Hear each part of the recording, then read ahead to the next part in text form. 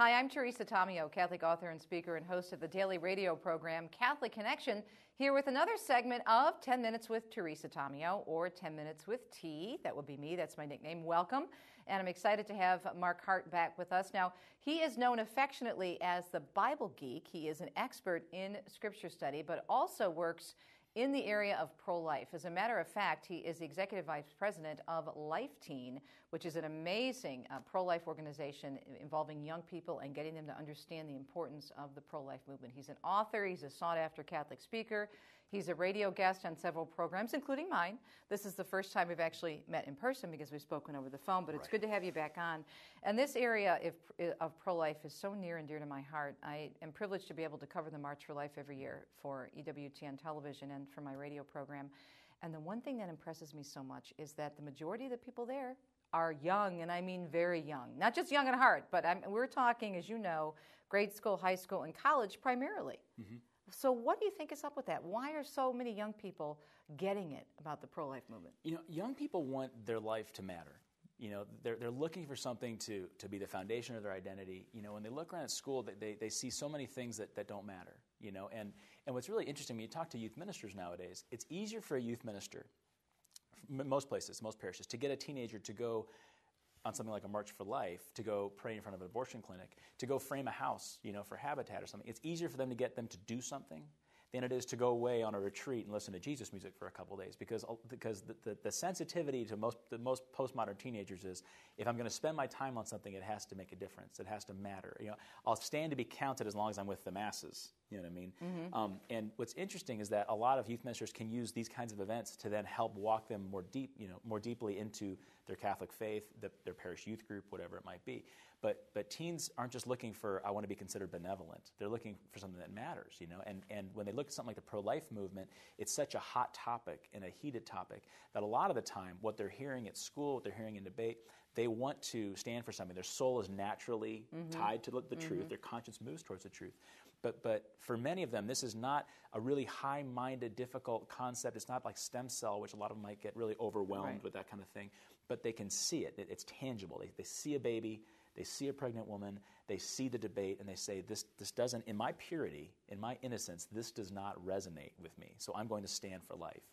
The interesting thing, too, is, and I've interviewed dozens of the young people over the phone, in person, for both TV and radio, and they not only are enjoying being part of this great movement, but they know the topic. They are very articulate, and they can explain it from a Catholic perspective, from what the Church has to say, from what Scripture has to say about life.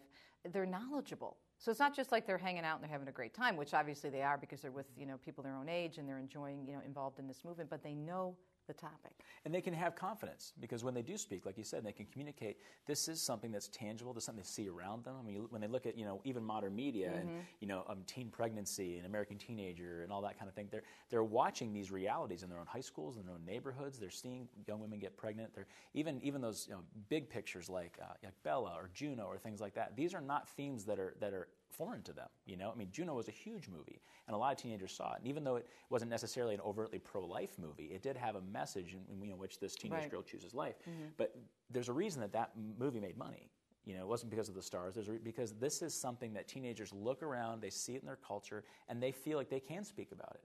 That this is not something like capital punishment, which many of them are thinking, well, I can't necessarily speak to. They don't understand that the wholeness of the sanctity of life movement, the sanctity of life issue. But abortion is something that they can speak about, and all being born after the Roe v. Wade decision. I was going to say, how much of it is that they know that they survived? They're survivors of a genocide. When they actually are reminded of that, the lights do go on.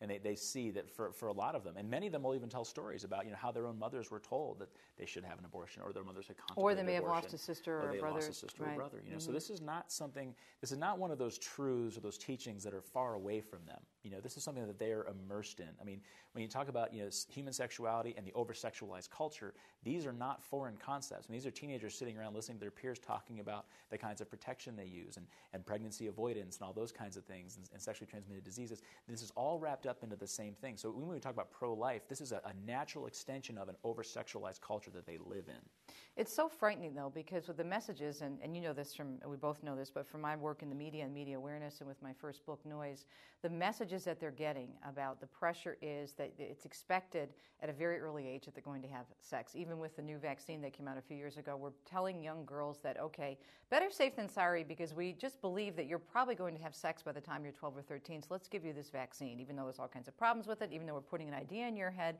We sell them so short, and I think that's, I know you're a little bit younger than me. How old are you, by the way? 37. Teresa, okay, you're quite a lot younger than me, 14 years, I'm 51.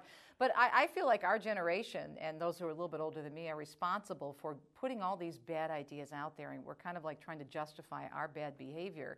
And we're telling kids that this is expected of you because that's what we did and we don't want to clean up our own act. And yet when kids are, not only about the abortion issue, but then when they are presented the truth, the facts with abstinence, it makes sense to them. I think we sell young people short, don't we? We absolutely do, because they really are, even though they've been exposed to a lot more, they really have, than you were, than I was at this age. I mean, it's prolific. I mean, when I was a young teenager, and most of the guys around me, the internet wasn't around. Mm-hmm. And if guys wanted to look at pornography, they had to wait outside of 7-Eleven for a guy to buy them. Yeah, exactly. Right. It's everywhere, right? But what we can't forget, though, is that they are still pure. They're still pure of heart, and purity seeks purity.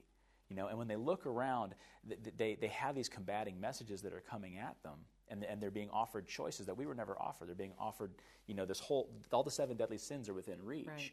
But young people really do desire that truth, and the message of theology of the body, the message of chastity is heroic.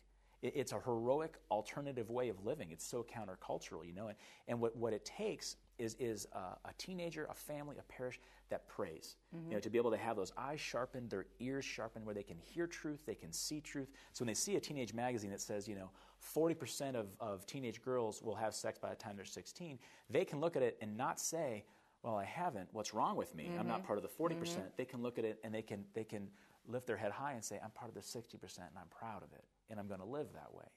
But it does take that community. It takes more than one voice offering God's voice. It takes more than just the parents. It takes having not just the right friends, the right teachers, the right coaches, the right pastors, the right youth ministers and youth workers, people around them that are going to hold up that standard and say, it is heroic to stand for life. It is heroic to protect your temple. It is heroic to embrace the church's teaching on chastity, because if you can't say no, then your yes means nothing. Well, and it's not only heroic, but it's going to make you a heck of a lot happier, because God's plan is the best plan. And I tell people, those of us who've gone through a lot in my life, I fell away from the faith, came back, and had a lot of pain because of that. I know a lot of people who've gone through the same thing too, but it doesn't have to be that way. You don't have to suffer in order to be, a witness for Christ, in terms of going through all these horrible things, accepting these sins as normality, and then having to make up the rest of your life trying to, regroup and tell people not to do what you did. I mean, if you can grow up with that strong faith and be grounded, that can be, I think, a really, really a much better path for people. That's what I'd like to see. And parents really are the primary catechists. I mean, it can't all just fall on parents, but they really are. And that's what the church says. The primary catechists are the parents. And I think my whole ministry is dedicated, as you know, to media awareness, and I cannot stress this enough, but I'm not seeing that enough out there. Enough parents who are taking this issue seriously. There are a lot of parents who have the desire, and they're well-intentioned, but they feel as though they're lacking the tools. They want to pray with their kids, but they don't know how. They want to speak about these topics, but maybe they make them uncomfortable because their own parents didn't speak to them about these topics. And I'm constantly trying to explain to parents, you do not have this luxury anymore. Right, you don't have the luxury of sitting back and saying they're going to figure it out. No. You have to. It's too overwhelming, the culture, overwhelming. It's so fundamentally important that while they are with you, as long as they are, before they head off to state college or whatever else they go, there's a statistic that said when a 17-year-old girl goes into college, 18-year-old girl, it says only 37% believe that abortion's right. But in a 4-year state school, it goes from 37% to almost 74%. Doubles. In 4 years. Right. And people say, well, it's because now they're enlightened. Now they're thinking stronger. No. Now that accountability, that voice of truth has been filtered or has been distanced, and it is of the utmost importance that adults learn how to have these conversations with their teenagers, because no voice is going to be as strong as the parents. Or as important That's as what the research shows. Thanks so much. Great work. God bless you. God bless you. And God bless you and your family. 2-3 girls. That'll get you out of purgatory, I think. Well, I can show you my wedding pictures. I did not have one gray hair before the Lord sent me my beauties, but I'm working on it. Well, you're a great dad, a great husband, and thanks for all your work with Scripture and also with Life Team. Mark Hart, his website is BibleGeek.com, and the website for Life Team? LifeTeam.com. All right. And thanks for watching this segment of 10 Minutes with T. See you next time.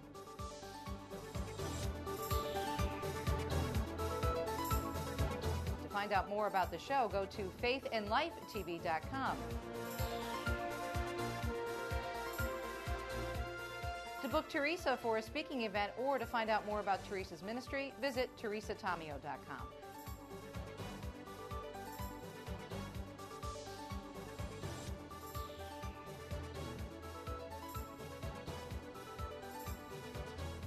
We'll see you next time right here on 10 Minutes with T. God bless.